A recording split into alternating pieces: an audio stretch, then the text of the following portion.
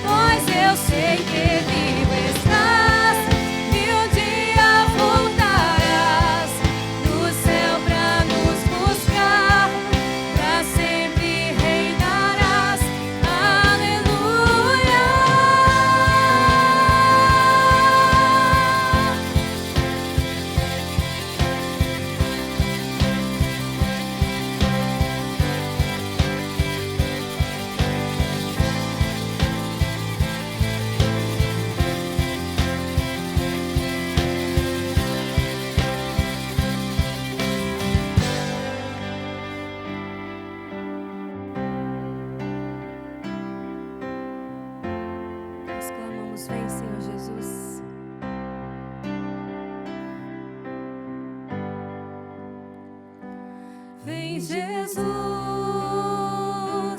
vem Jesus, Maranata, ora vem Senhor Jesus, vem Jesus, vem Jesus,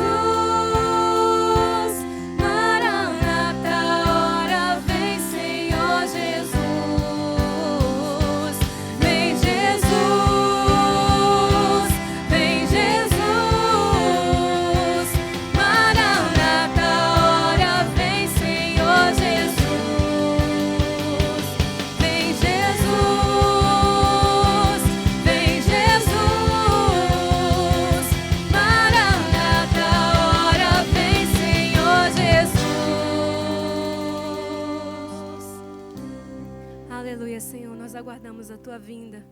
Nós cremos na volta do Senhor. Graça e paz, meus queridos irmãos e irmãs. Graças a Deus, nosso Deus nos oportunizou em mais essa manhã estarmos aqui para aprendermos mais da sua santa palavra e podermos assim compartilhar com outras pessoas, com amigos, com aqueles que vivem conosco durante o dia, durante as semanas, enfim. É muito bom a gente poder compartilhar a mensagem do Evangelho e nesse momento nós somos capacitados a isso. Cada aula, cada professor, cada assunto ministrado com certeza fala ao nosso coração e pode tocar vidas de tantas outras pessoas. Por isso, seja usado por Deus para ministrar a sua santa palavra. E eu quero convidar você a nessa manhã a uma breve reflexão na carta de Paulo a 1 Timóteo, capítulo 3, versículos de 14 a 16. E nos diz assim a palavra de Deus: Escrevo-te essas coisas, esperando ir ver-te em breve, para que, se eu tardar, fique ciente de como se deve proceder na casa de Deus, que é a igreja do Deus vivo, coluna e baluarte da verdade. Evidentemente, grande é o ministério da piedade. Aquele que foi manifestado na carne, foi justificado em espírito, contemplado por anjos, pregado entre os gentios, crido no mundo, recebido na glória. Meus queridos, a realidade é que para algumas pessoas a igreja ela é como se fosse uma rede social, um lugar para encontrar pessoas com interesses em comum, interesses semelhantes. Para outras pessoas já é um lugar para se ajudar a criar os filhos. Para outras pessoas é um lugar onde se prega a justiça social, ajudando os pobres, os órfãos, as viúvas, enfim. Mas o que nós precisamos aprender, o que é certo, é que a maneira como nós vemos algo afeta diretamente a forma como o tratamos. É por isso que, para termos uma melhor visão acerca da igreja, nós precisamos entender qual é a visão de Deus sobre a igreja. E assim, a missão de Deus na vida da igreja, a missão de Deus para ela, a missão de Deus para as nossas vidas. Aqui no texto que nós lemos, Paulo nos dá 3 metáforas a respeito da igreja, 3 maneiras pelas quais Deus vê a sua igreja. A igreja é uma família, a igreja é uma assembleia e a igreja é uma coluna, um baluarte da verdade. São essas 3 metáforas que a gente percebe aqui nesse texto de Paulo a Timóteo. Então, em primeiro lugar, a igreja deve funcionar como sendo família de Deus. Na primeira parte aqui do versículo 15, Paulo já diz isso, acompanhe comigo a leitura. Para que, se eu tardar, fique ciente de como se deve proceder na casa de Deus. E olha que interessante, meus queridos, nós podemos pegar a palavra casa, ela pode ser traduzida também como família. Isso porque a igreja é a família de Deus, ela está cheia de irmãos, de irmãs, de mães, de pais, é a família de Deus. Embora Jesus Cristo seja o nosso Deus, ele é chamado também de nosso irmão mais velho. Paulo retratou isso em Romanos. E é por isso que a realidade de que a igreja é a família de Deus deve afetar diretamente a maneira como nós tratamos uns aos outros. Paulo chegou a ensinar a Timóteo ainda, na carta de 1 Timóteo, no capítulo 5, agora versículos 1 e 2, dizendo: Não repreendas ao homem idoso, antes exorta-o como a pai, aos moços como a irmãos, às mulheres idosas como a mães, as moças como a irmãs, com toda a pureza. E percebam, meus queridos, que isso também implica compartilhar abertamente os nossos problemas com aquelas pessoas que são próximas a nós, para que nós venhamos assim então a carregar os fardos uns dos outros. Isso é completamente bíblico, é isso que Deus quer da sua igreja. Ser família de Deus significa se empenhar para que haja reconciliação quando surgem os conflitos, significa sempre buscar o melhor para os outros, como se fosse sua mãe, o seu pai, o seu irmão, sua irmã, o seu filho, sua filha. Como família de Deus, meus queridos, nós ganhamos uma comunhão muito mais próxima com Deus, exatamente por conhecê-lo cada vez mais. Ganhamos uma comunhão com Deus e com o nosso próximo. Porque quanto mais conhecemos a Deus, mais temos uma comunhão genuína com o nosso irmão. Os nossos relacionamentos com Deus, meus queridos, e com a igreja, formam basicamente como que um triângulo. Deus está no topo e nós e as outras pessoas de lados opostos. E aí, quanto mais nós nos aproximamos de Deus, mais também nos aproximamos uns dos outros.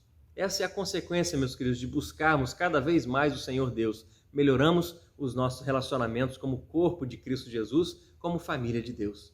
E é claro que o contrário disso também é verdade, nós precisamos estar atentos a essa realidade. Aqueles que estão na igreja e que nunca se envolvem, que nunca se comprometem ou que conhecem pouquíssimas pessoas na igreja, realmente não se envolvem, é porque estão falhando no seu relacionamento com Deus. Não estão buscando uma intimidade em um relacionamento com o Senhor Deus. Isso porque conhecer a Deus, meus queridos, naturalmente leva-nos a conhecer o nosso próximo, para que assim sejamos família de Deus. Mas em segundo lugar, a igreja ela deve funcionar também como uma assembleia do Deus vivo. Olha comigo a continuação do versículo 15. A segunda parte do versículo 15 deixa claro para nós, Paulo nos apresenta a igreja como sendo igreja de Deus. Igreja que também pode ser traduzida por assembleia. E uma assembleia, no seu sentido original, ela se refere a um grupo de pessoas que são convocadas com um propósito, ou são aqueles que são chamados, aqueles que foram chamados. E é interessante a gente pensar acerca disso. Qual que é o propósito da igreja? Para o que nós fomos chamados? Nosso propósito, o nosso chamado, meus queridos, é obedecer, adorar, louvar ao Senhor Deus. Deus vivo era algo comumente usado no Antigo Testamento, essa fala, o Deus vivo, para diferenciar exatamente o Deus das Escrituras com as divindades pagãs. Com certeza você se lembra de Davi, quando conversou acerca de Golias com outras pessoas, ele disse, mas vem cá, quem é esse incircunciso que desafia os exércitos do Deus vivo? Os judeus, meus queridos, adoravam o Deus vivo, enquanto as outras nações adoravam ídolos mortos. E, meus queridos, essa realidade também estava presente aqui quando Paulo escreveu a Timóteo, porque ele vivia na cidade de Éfeso. Os pagãos em Éfeso adoravam a grande, a famosa deusa Diana. Isso também fazia sentido para eles e faz sentido para nós, porque nós precisamos estar atentos ao nosso propósito, precisamos estar atentos ao nosso chamado, isso constantemente. Porque muitas vezes nós somos tentados a desviar o nosso olhar do Deus vivo, desviar o nosso olhar do Deus vivo. Basta refletirmos, meus queridos, acerca dos momentos em que a nossa mente não está centrada nas coisas lá no alto. Nos momentos em que os nossos esforços, os nossos recursos estão voltados para aquilo que não glorifica a Deus. Mas a realidade, meus queridos, é que o nosso Pai Celeste, o nosso Pai Eterno, nos chama todos os dias a olhar para Ele, a nos relacionarmos com Ele, para que o nosso pensar, o nosso falar, o nosso agir seja em total obediência e adoração a Ele mesmo. Como Assembleia do Deus vivo, meus queridos, nós também somos lembrados de que o nosso chamado é um chamado para sermos santos. Santos no sentido de separados e santos no sentido de buscar uma santificação. Sejamos santos, assim como o nosso Deus é santo. E graças a Ele mesmo que nos ajuda nesse processo de santificação. Como Assembleia do Deus vivo, meus queridos, nós precisamos estar o tempo todo lembrados da nossa necessidade também de estarmos unidos no trabalho da adoração corporativa. É por isso que nos reunimos como igreja. É por isso que adoramos juntos ao Senhor. O escritor de Hebreus nos ensina dizendo o seguinte: consideremo-nos também uns aos outros para nos estimularmos ao amor e às boas obras. Não deixemos de congregar-nos, como é de costume de alguns. Antes, façamos admoestações e tanto mais quanto vedes que o dia se aproxima. E em terceiro lugar, meus queridos, o apóstolo Paulo nos apresenta a realidade do próprio Deus, como ele enxerga a sua igreja, mostrando que a igreja deve funcionar como um pilar, um fundamento da verdade. O versículo 15 ainda nos mostra isso, a terceira parte aqui do versículo 15 nos mostra que a igreja deve ser uma coluna e um baluarte da verdade. Quando nós observamos uma coluna, dentro do contexto aqui da igreja de Éfeso, nós podemos destacar pelo menos 3 utilidades da coluna. Ela servia de sustento, ela servia para ser erguida para que seja vista e ela também servia para afixar publicações. O templo de Diana, lá em Éfeso, ele era famoso exatamente porque ele tinha várias colunas, mais de 120 colunas, e era algo com certeza grandioso, era difícil não notar o templo de Diana. E Paulo escreve aqui no sentido de que a igreja, meus queridos, deve ter muito mais uma noção do que ser vista, mas ela deve servir de apoio, ela deve publicar a verdade. E a verdade deve estar estampada na vida da igreja, ou seja, nas nossas vidas. E quando fala também acerca de baluarte, Paulo afirma aqui, meus queridos, que a igreja deve ser o fundamento da verdade. Ou seja, a igreja deve manter, a igreja deve sustentar a verdade com firmeza. E a verdade, nós sabemos que se encontra apenas em Cristo Jesus. É por isso que Paulo declara no versículo 16, dizendo o seguinte: aquele que foi manifestado na carne, foi justificado em espírito, contemplado por anjos, pregado entre os gentios, crido no mundo, recebido na glória. Meus queridos, a igreja está edificada sobre o fundamento dos apóstolos e dos profetas, tendo o próprio Cristo Jesus como sendo a pedra angular. Cristo Jesus é a verdade, Cristo Jesus é a nossa verdade.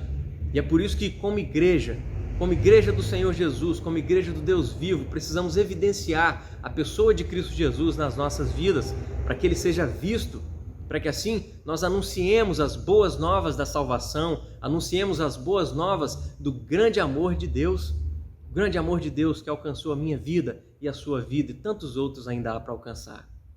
Uma família, uma assembleia, uma coluna e baluarte da verdade. Meus queridos, esse é o nosso propósito, esse é o nosso chamado. Que Deus assim nos abençoe diante dessa realidade. Vamos orar? Pai querido, muito obrigado por mais esse dia maravilhoso que o Senhor nos deu, mais um dia em que continuaremos a aprender mais do Senhor, para colocar em prática todas as Tuas verdades, Deus, para que assim a nossa vida continue sendo pautada pelo Senhor. Não nos permita desviar o olhar de Ti, mas que possamos estar seguindo ao Senhor firmemente. E que nesse dia, Deus, surjam oportunidades para que a gente venha a falar das boas novas do Senhor, falar do Teu grande amor, falar da Tua salvação. Nos abençoe e é assim que nós oramos em nome de Jesus. Amém. Amém, meus queridos. Tenham uma excelente aula em nome de Jesus.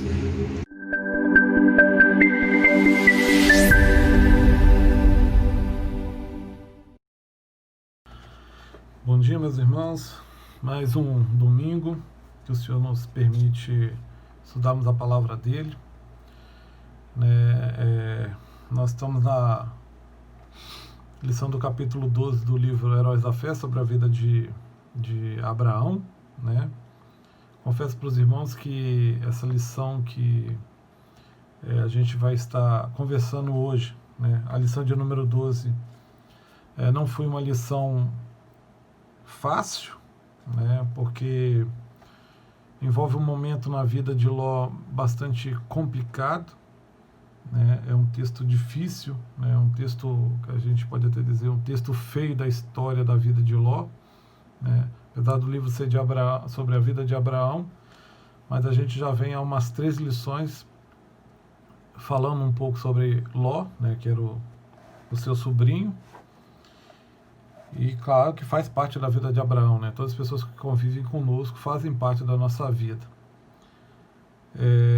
A gente vai estar baseado no nosso texto base, Gênesis 19, do versículo 30 ao versículo 38. Eu não vou estar lendo, mas se os irmãos quiserem, abram as suas Bíblias e acompanhem a narrativa. Eu vou falar a respeito da história no decorrer da nossa lição. Os irmãos podem ir acompanhando a lição através dos textos que vão ser lidos. Antes de mais nada, vamos pedir orientação do nosso Deus para que Ele realmente fale ao nosso coração, para que Ele nos mostre realmente o que Ele quer trazer de palavra para a nossa vida nesse dia de hoje.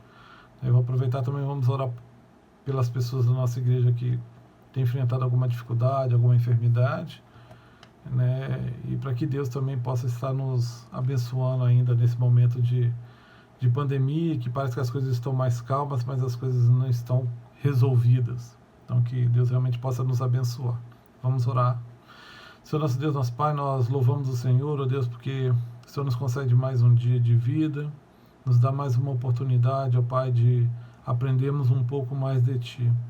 Que o Senhor fale ao nosso coração nessa manhã, que o Senhor fale através da minha vida e que eu venha ser unicamente um canal usado pelo Senhor, e que o Senhor traga aos corações dos irmãos e ao meu coração aquilo que o Senhor deseja, Pai, que entendamos com esta palavra no dia de hoje, ó Pai. Te pedimos, ó Deus, pelos aqueles irmãos que encontram-se enfrentando alguma dificuldade, alguma luta em sua vida, Pai. A vida do Dulcinho em especial, nós rogamos o Teu amor, ó Deus, rogamos a Tua cura para com a vida dela, Deus. Os demais irmãos, ó Deus, que também têm enfrentado alguma dificuldade, que o Senhor supras, ó Deus, que o Senhor os conforte, que o Senhor os sustente, ó Pai. Que eles possam estar firmados no Senhor, ó Deus, confiando que o Senhor está no controle de tudo, ó Pai. Ó Deus, abençoa-nos, ó Pai, ainda nesse momento de conturbado que estamos vivendo em nossa sociedade, em função deste vírus. Ó Deus, as coisas estão mais calmas, mas as coisas não estão resolvidas, ó Deus. Que o Senhor continue nos guardando aquelas pessoas que estão na linha de frente, ó Deus. Que o Senhor possa, ó Deus, estar os abençoando e os protegendo, ó Pai. Abençoa-nos, ó Pai, neste dia. Nós choramos e te pedimos em nome de Jesus. Amém, Senhor. Bom, irmãos, essa lição eu julgo que eu gostaria que fosse numa aula presencial, né? Porque a gente poderia, eu creio que a gente teria bastante informação, bastante assunto para estar discutindo, né? E os irmãos realmente são bem participativos, eu creio que iria enriquecer muito a nossa lição. Mas infelizmente ainda a gente não pode. Eu vou tentar o máximo possível ser claro e objetivo, né? E depois, se os irmãos quiserem, a gente pode estar conversando através do WhatsApp, através de telefone, mas que realmente, para mim, foi uma lição bem difícil, né? É um tema complexo, né? Mas é um tema que nós precisamos abordar, porque é um tema em que a nossa sociedade hoje está muito afundada, vamos dizer assim, ou se afundando, né?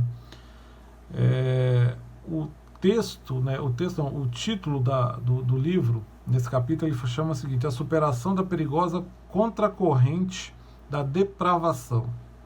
A superação da perigosa contracorrente da depravação.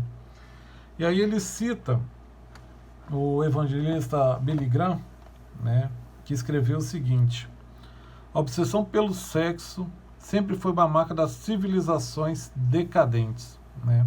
Billy Graham, acho que todos os irmãos conhecem, né, um evangelista, um pastor americano, né, que nasceu em 1918 e viveu até 2018, quer dizer, viveu 99 anos, quer dizer, viu muita coisa acontecendo neste mundo, viu muita mudança, né? E Billy Graham deu essa declaração, né?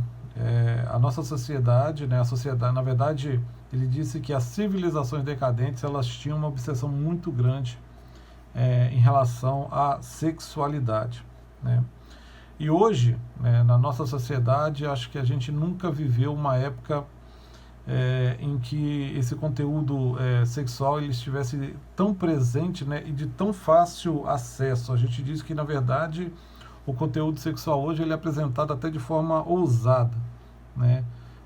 Hoje você acha imagens, né, você encontra conteúdos de forma muito fácil através da televisão, né? Outdoors hoje que há tempos atrás seria tido como algo pornográfico, hoje se tem à vista de qualquer pessoa, de criança que você passa na rua. No passado, para se ter acesso a algum conteúdo pornográfico, na verdade eram das formas mais escondidas possíveis, né? Se você fosse entrar, por exemplo, às vezes numa locadora, né? Quem é dessa época, eu sou da época de locadora, né? Fita VHS, né? Esse conteúdo ele ficava normalmente numa sala fechada, escura, e poucas pessoas tinham a coragem de acessar a vista de todos, né? E hoje não, hoje você acha isso de forma online, né? Pela internet, acha isso de forma gratuita, né? E é uma das coisas mais procuradas pela nossa sociedade. Existe um estudo, né, o livro até comenta a respeito disso, né, que existe um estudo que 51% dos meninos e 32% das meninas já viram pornografia antes dos 13 anos de idade, né? Foi feito um estudo em 2015, isso aqui foi uma coisa até que eu pesquisei que está um pouco fora do livro, feito com 700 adolescentes, isso foi feito na Inglaterra, entre adolescentes entre 12 e 13 anos, em que 1 a cada 5 adolescentes eles tinham sido recebido, né, pela internet alguma imagem pornográfica que o havia chocado, né, que o havia deixado meio que perturbado, né? E desses 700 adolescentes que foram entrevistados, 12% deles, né, admitiram que já haviam tido alguma forma de participado de alguma forma de algum vídeo de sexo explícito, né, para ver como é que a nossa sociedade ela tá entranhada, né, no meio disso. E aí o que tem acontecido, né, em relação às nossas crianças, né? As nossas crianças hoje elas têm sido muito corrompidas antecipadamente, né? Antes que elas alcancem a puberdade, elas já têm tido um contato com esses conteúdos sexuais de forma muito aberta, né? E sem nenhuma preparação. Existe um psiquiatra canadense, o nome dele é Norman Dioge, né? Que ele diz que a exposição a material pornográfico na infância pode gerar consequências para toda uma vida, né? E isso ele aborda no livro que chama Os Custos Sociais da Pornografia. E isso a gente tem visto em nossa sociedade. Além disso, né, por que eu estou fazendo essa introdução? Estou fazendo essa introdução porque o assunto que nós vamos abordar, a parte da vida de Ló, em que a gente vai estar conversando hoje, foi exatamente uma parte em que a questão da sexualidade de forma inadequada, né, errônea, contrária aos princípios do nosso Senhor, ela se manifestou, né? E também, além disso, existe um doutor sociólogo chamado Keilo Zimmerman, né? Ele é sociólogo formado em Harvard, que ele fez um estudo a respeito das sociedades gregas e romanas, que foram grandes impérios, em que ele fez uma relação entre a vida familiar e a vida nacional. O seu livro chama-se Família e Civilização, foi publicado em 1947, para vocês verem o tempo que esse livro já foi publicado, em que ele aponta que a decadência de um império, de uma sociedade, ela ocorreu principalmente quando a família ela começou a ser atacada em seus padrões básicos e morais. E aí ele citou 5 características, né, que são comuns em civilizações decadentes, que são as seguintes. Primeira característica de uma civilização decadente: o casamento perde a sua sacralidade, né? O divórcio se torna um lugar comum e formas alternativas de casamentos foram aceitas, né? Então, ele alega, né, nesse livro em que ele fez estudo sobre o Império Romano e o Império Grego, né, que um dos motivos foi quando o casamento deixou de ser uma coisa sagrada, né, vamos dizer assim, divórcio passou a ser aceito de forma natural, né, e formas alternativas de casamento começaram a ser aceitas. Não sei se é igual aquela propaganda de filme, né? Será que é mera coincidência com a nossa realidade hoje? O segundo ponto que ele colocou, que movimentos feministas tinham minado os papéis complementares e cooperativos, uma vez que as mulheres haviam perdido o interesse na maternidade e buscado o poder pessoal. Na verdade, a sociedade ela passou de ter aquele interesse na questão da maternidade, né? E isso são que muitos movimentos feministas pregam, né? E não sei se os irmãos acham que hoje tem acontecido isso na nossa sociedade, mas também na época aconteceu. Não um movimento, vamos dizer, feminista nesses impérios, mas um movimento em que o interesse em se ter filhos, né? Em que a mulher e o homem eles casam e têm filhos, isso na época foi bastante atacado, né? O terceiro ponto que ele coloca é: criar os filhos torna-se cada vez mais difícil. O desrespeito público pelos pais e pela autoridade aumentara e a delinquência e a promiscuidade haviam se tornado mais comuns. Será que isso acontece na nossa sociedade hoje? Será que os nossos filhos estão respeitando os pais como deviam, dando a honra ao pai como devia? Ou estão simplesmente agindo de forma desrespeitosa. O quarto que ele coloca é: o adultério passará a ser celebrado e não punido. Pessoas que tinham rompido seus votos matrimoniais eram admiradas, né? Quantas vezes a gente não encontra alguém numa sociedade que rompeu um casamento, né? E às vezes as pessoas têm ele até como exemplo. E o quinto, né? Havia tolerância crescente em relação ao sexo incestuoso e homossexual, com aumento de crimes relacionados ao sexo. Quer dizer, 5 pontos em que ele levanta nesse livro, escrito em 1947. Né? Esse livro foi um livro, não foi de uma observação da sociedade da época. Na verdade, foi um livro acadêmico feito baseado em observações do comportamento de uma sociedade que existiu, né? Foi um grande império e se destruiu. E eu acho que é um estudo que parece que ele conheceu a sociedade atual em que a gente está vivendo, né? E isso, na verdade, não é novidade, né? Isso, na verdade, faz parte da condição humana desde que Adão e Eva pecaram.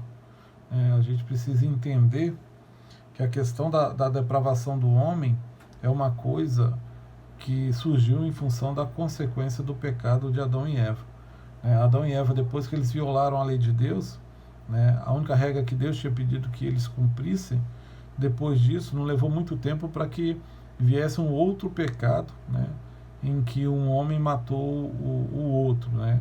Caim matou Abel, e aí, em menos de uma geração, né, um pecado já alcançou um outro pecado, né, um pecado de profundeza muito escura, né? E Paulo, ele até explica isso, né, lá em Romanos 5, né, o versículo 12 e o versículo 19, está escrito da seguinte forma, né? Deixa eu pegar aqui para os irmãos e vamos ler juntos.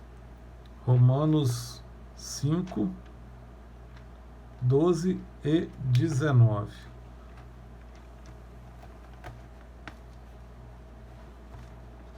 Paulo fala o seguinte: portanto, assim como por um só homem entrou o pecado no mundo, e pelo pecado a morte, assim também a morte passou a todos os homens, porque todos pecaram. E o 19 diz o seguinte: porque, como pela desobediência de um só homem, muitos se tornaram pecadores, né? Então isso significa que a depravação do homem é um problema universal, né? Todos nós lutamos contra essa natureza pecaminosa que nos puxa para baixo, né? E se esse mal ele não fosse reprimido, né, isso nos levaria à autodestruição da nossa geração. Isso a gente fez essa pequena introdução para que a gente entenda, né, a questão da perspectiva de Gênesis 19, né? Aqueles eventos que são descritos no capítulo 19, na verdade, eles representam as piores qualidades da humanidade, né?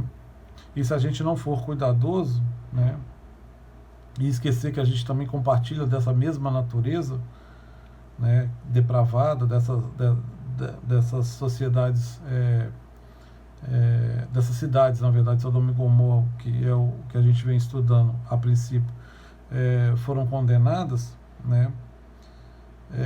A gente às vezes pode achar que com a gente não pode acontecer. Então é importante que a gente entenda isso, né? Entenda que isso faz parte da natureza humana, né? Da depravação da natureza humana após o pecado, e que a gente tem que se policiar, que a gente tem que se guardar, né? A gente entende que quando Deus relatou essa parte da vida de Ló, na verdade ele deixou esse relato de forma a nos ensinar, né? A palavra de Deus em Romanos 15, versículo 4 diz que tudo foi escrito no passado, foi escrito para nos ensinar, né? Então a gente precisa entender, né, de forma clara que essa história que é relatada no livro, na verdade, é para nos ensinar, né? E a gente precisa entender que isso aconteceu em função da depravação que há no homem, né? E que a gente precisa se cuidar, para que a gente entenda que se a gente não se cuidar, que se a gente não pedir que Deus nos guarde, que Deus nos ajude, a gente pode cair no mesmo caminho, né? E aí, falando a respeito mesmo do texto, né, a gente estudou na última lição a respeito da destruição de Sodoma e Gomorra, que o Sidney passou, e agora a gente entra na parte depois que os anjos tiraram Ló e sua família de lá e os levou, né, para uma cidade de Zoar, e depois da cidade de Zoar, Ló não quis ficar lá com as filhas dele, né, porque a sua esposa já tinha virado uma estátua de sal. Então Ló vai para as montanhas, se refugia nas cavernas junto com as suas filhas, né? E aí lá acontece uma coisa muito terrível na vida de Ló, que é o seu relacionamento com as suas filhas, né? Na verdade, as suas filhas, elas o embriagam, né? A sua filha mais velha e a sua filha mais nova, porque elas dizem que não havia mais homens para que elas pudessem como se diz, permanecer, né, na verdade, que a geração, né, a descendência do seu pai, Ló, ela continuasse existindo, não haviam homens, então elas têm a ideia de vamos nos relacionar com o nosso pai para que a geração do nosso pai, a descendência do nosso pai permaneça. Então há um ato de incesto, né? E em consequência desse ato existe depois o surgimento de dois povos, né? A gente vai ver mais à frente, mas é o surgimento dos Moabitas e o surgimento dos filhos de Moab, né? Os Moabitas e o Benjamim, que são os filhos de Amon, que são povos que se tornam inimigos de Israel, né? Fruto desse relacionamento incestuoso que aconteceu. Resumo da história é essa, né?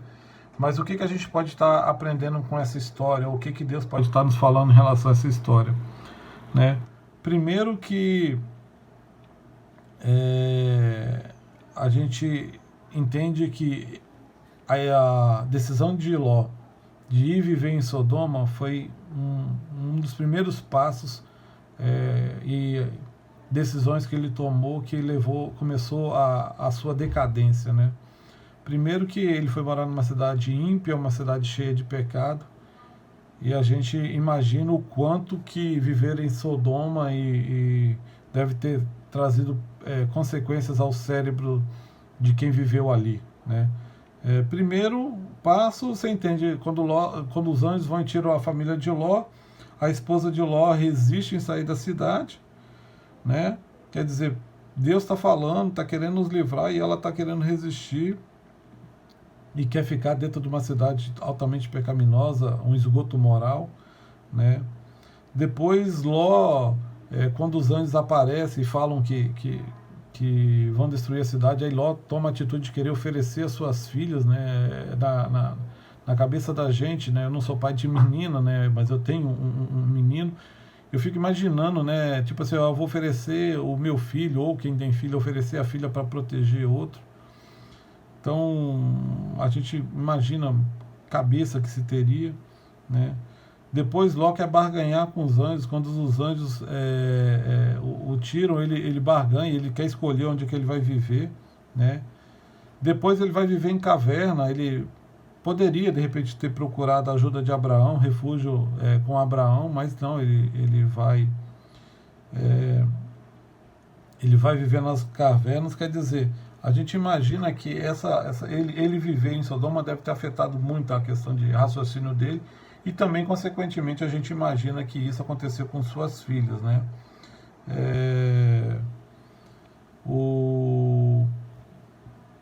Você vê que isso são com essas situações que aconteceram na família de Ló, a gente pode identificar, e aí o livro coloca aqui, de repente, com esse tipo de situações que aconteceu nessa vida, a gente pode trazer um pouco para a nossa situação e fazer uma análise do que são traços que podem refletir ou identificar uma família que está à beira do colapso. Ele colocou como 4 pontos, colocou como 4 pontos que são importantes que a gente tenha atenção em relação ao nosso lar. Primeiro ponto que ele colocou é o seguinte: a ausência de uma perspectiva divina. Deus já tinha acabado de livrar Ló e sua família, da destruição de Sodoma e Gomorra, a gente não sabe quanto tempo que Ló e as filhas dele viveram lá nas cavernas, mas aparentemente foi tempo suficiente para que as filhas perdessem a esperança de um dia se casar. Tanto que elas dizem lá em Gênesis 19:31, diz o seguinte: nosso pai já está velho, não há homens nas redondezas que nos possuam segundo o costume da terra.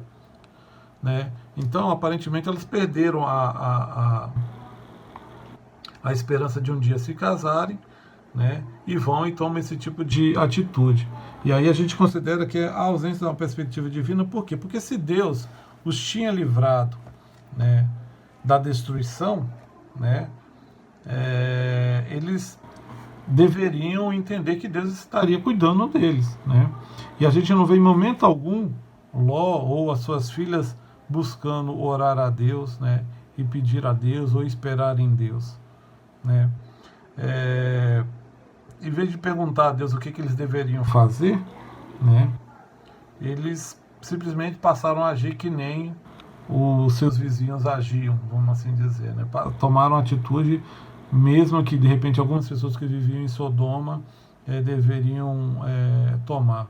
A gente não sabe, mas de repente os amigos das filhas de Ló já tinham esse tipo de comportamento e talvez isso surgiu na vida delas. Então, quer dizer, a ausência de perspectiva divina, mesmo vendo Deus os livrando, eles haviam esquecido de Deus. Por tudo que Deus veio fazendo na vida de Ló, que deveria, de repente, a gente começa a imaginar que viesse à mente de Ló e que ele viesse a buscar a direção de Deus, ou mesmo as suas filhas. A gente não sabe como é que foi essa educação que Ló deu para suas filhas em relação ao seu relacionamento com Deus, mas a gente vê que por esse tipo de atitude havia uma ausência da perspectiva divina na vida deles, dessa família. E é algo importante da gente pensar hoje em relação à nossa família. Como é que está a presença de Deus nas decisões que nós tomamos em família? Deus realmente está presente em tudo aquilo que a gente faz? A gente está educando os nossos filhos em relação às atitudes que eles devem tomar e que Deus tem que estar na direção das atitudes e decisões que eles vão tomar? Segundo ponto que a lição coloca é distorção do discernimento moral. Fazendo uso de uma expressão antiga, você pode tirar uma moça de Sodoma, mas é difícil tirar a Sodoma dessa moça. A filha mais velha, ela achou que a solução mais fácil e natural, era simplesmente, você vê lá em Gênesis 19:31, 32, que ela fala o seguinte: nosso pai já está velho e não há homem nas redondezas que nos possuam. Esse possuir aqui é ter relações sexuais, segundo o costume de toda a terra. Vamos dar vinho ao nosso pai e então nos deitarmos com ele para preservar a sua linhagem. Quer dizer, existia, em primeiro momento, a questão da ausência da perspectiva divina, de que Deus poderia providenciar um casamento, ou estaria os guardando. E segundo, vem a questão da distorção moral, porque quando ela fala o seguinte aqui, segundo o costume da terra, não há um segundo o costume da terra, então quer dizer que ela está entendendo que aquele ato que ela ia praticar não era o costume da terra. Então, quantos amigos das filhas de Ló, de repente, viviam num lar incestuoso? A gente não sabe. E quando ela faz essa mesma proposta para a filha mais nova, a gente não vê a filha mais nova também, em momento algum, tendo alguma objeção em relação a isso. Quer dizer, discernimento moral nenhum naquela família. né? Então isso é uma coisa importante assim, se observar, né? Terceiro ponto que a lição coloca é o colapso da autoridade paterna, né?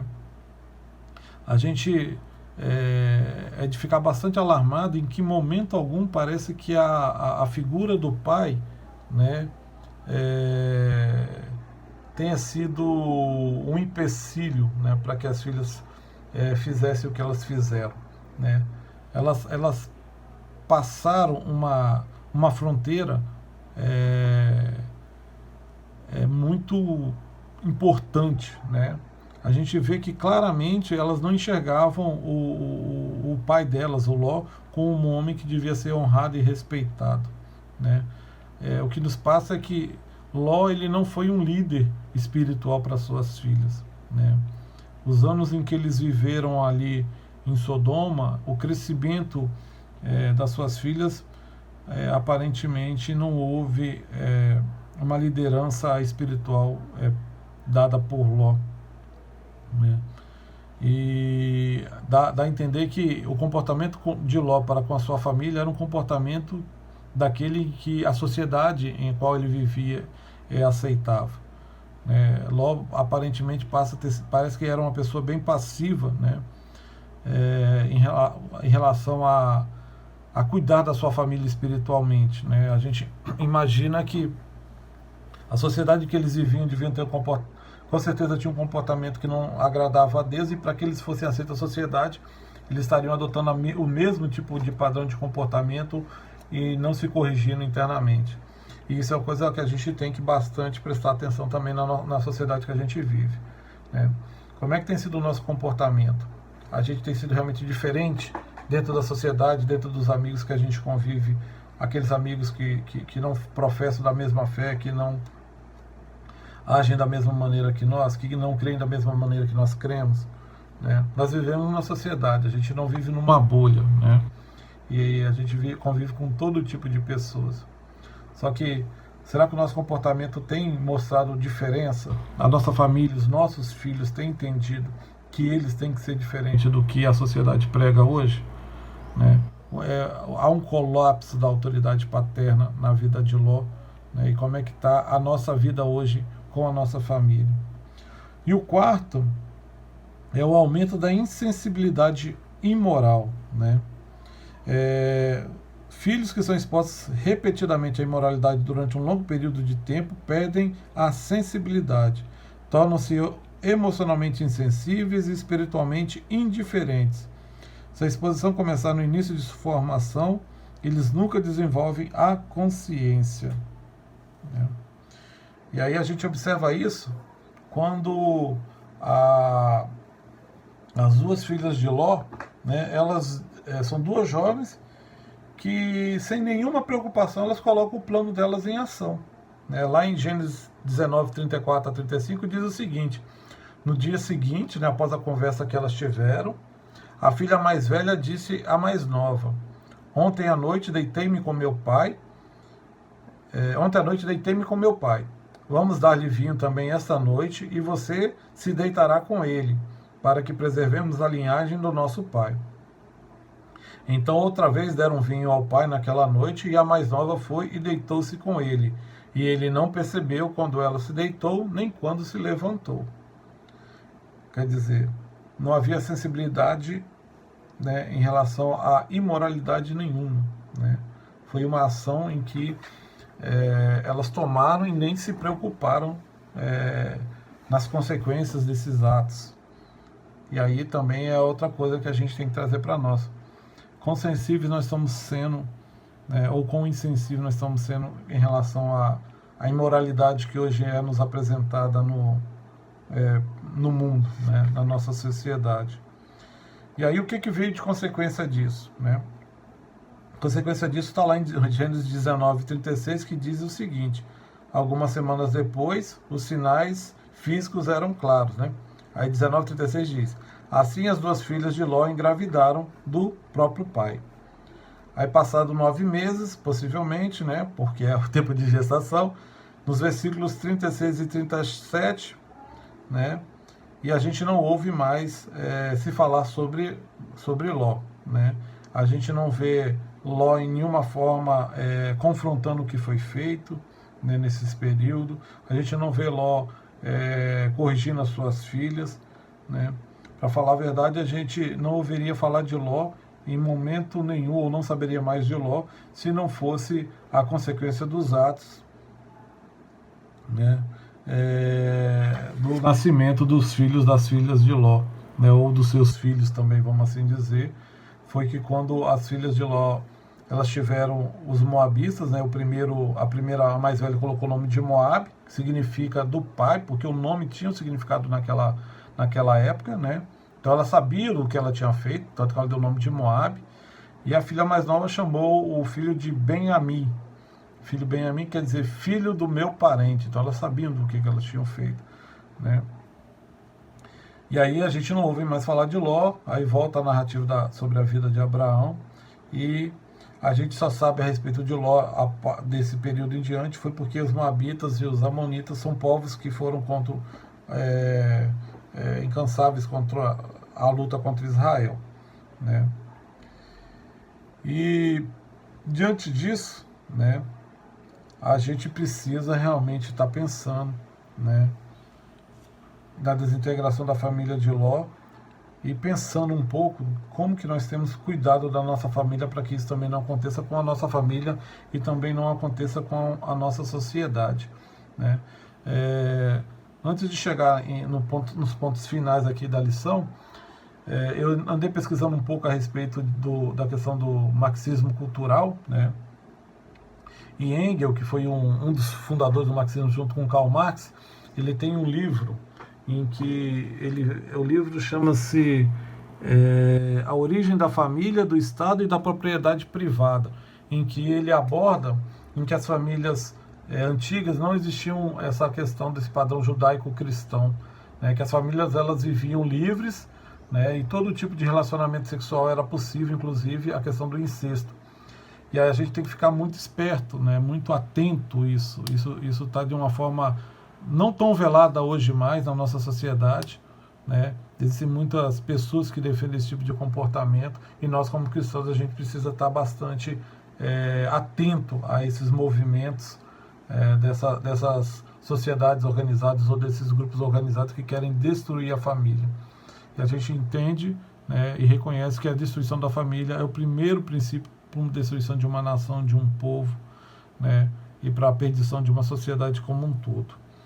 E aí, chegando ao final, o que é importante, né? Aí o autor ele dá 4 sugestões práticas para que a gente realmente esteja cuidando da nossa família, né?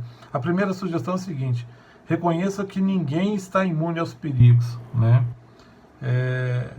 O Ló, quando ele mudou para Sodoma, talvez ele estivesse completamente alheio aos perigos que ali existiam, né, e achar que poderia suportar ou que aquela sociedade não influenciaria a sua família, né?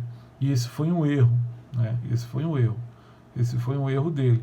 Então a gente precisa entender que a gente não está imune, a gente precisa se guardar, a gente tem que entender que independente da formação que a gente tem, independente se a gente frequenta a igreja, independente se a gente tem uma herança cristã, se você está envolvido no ministério, você não está imune, né? Você tem que estar se cuidando e você precisa reconhecer que tem que estar atento a essas movimentações que acontecem em nossa sociedade.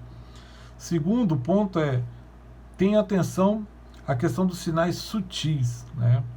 A gente tem que estar alerta, né? Às vezes a pessoa assiste uma novela e acha, não tem nada a ver, é bonitinho, mas quem assiste novela sabe que normalmente o roteiro é todo traçado para que você torça para amante, para que você entenda que o marido é o vilão da história, ou a esposa é a vilã da história.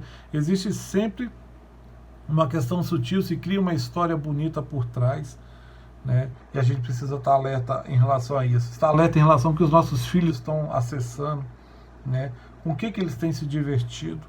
A gente precisa sempre estar nos fazendo uma pergunta: o seguinte, eu vou se tornar uma pessoa melhor assistindo o que eu estou assistindo ou lendo o que eu estou lendo, né? O que isso vai trazer de saudável para a minha vida, né?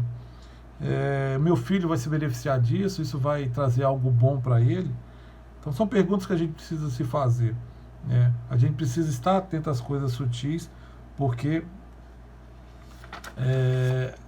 a nossa sociedade ela caminha numa espiral de decadência grande. Se a gente não se tornar alerta em relação a essas questões sutis de televisão, novela, mesmo relacionamento com os amigos, a gente precisa estar atento a isso, né? Outra coisa é: declare o seu padrão repetidamente e sirva sempre de exemplo.